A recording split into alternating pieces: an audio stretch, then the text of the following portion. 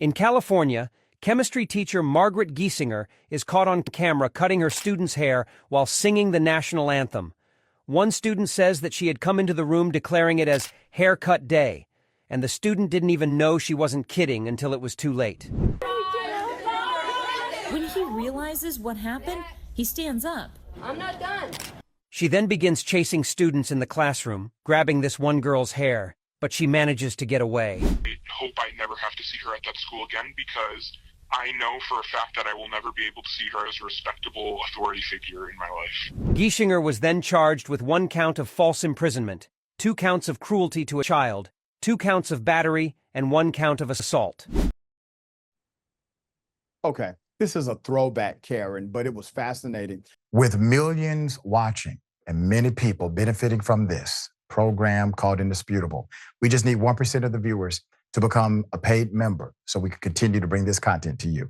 Now back to the show. The question at the end was basically, what would you do if you were a parent and something like this happened to your child? Put up the picture full mass.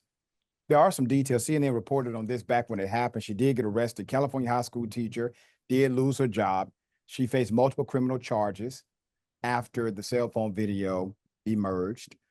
Not only did she cut one student's hair, she attempted to run down other students to do the same. And she was singing the national anthem incorrectly. If you go back and listen to the words, you see what I mean.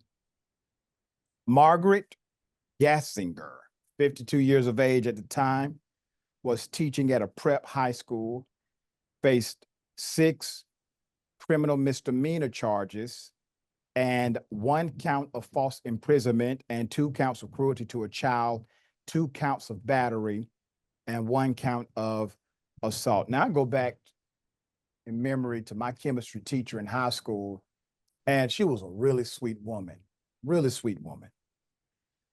And she put some chemicals together inside of that classroom that had us all feeling a little loopy at times, all right? So I don't know if something happened in the chemistry lab. But David, dear brother, you got to ask the question, when something like this happens, you know, where are you coming from, Ms. Gieszinger? Did you mix some of the chemicals together that weren't supposed to be together? What say you? Yeah, I had a physics teacher who tend to get a little tipsy in class, and she would drink a little bit, and she'd spend about 20 minutes writing things on the blackboard. And when she finally turned around, there was nobody in class, and she wondered where it all went. I think that specifically in schools, I mean, we're so concerned about kids and students and mental breakdowns that they have and kids falling through the cracks. I hope that that there are people who've been looking after Miss Gieszinger here, and that I sort of want to go back and backtrack and see where there's signs that maybe she was starting to crack up and having a sort of mental meltdown. And how did the school sort of allow that to happen? How did they allow her to continue to be in front of kids if she was starting to act radically? I hope that there's some sympathy for her, because you know, unless she's using shears, you know, those clippers are not going to do it. They're not going to do it. And some people were commenting online, why did the student sit down? He thought it was a joke. He did not believe that she was actually going to cut his hair.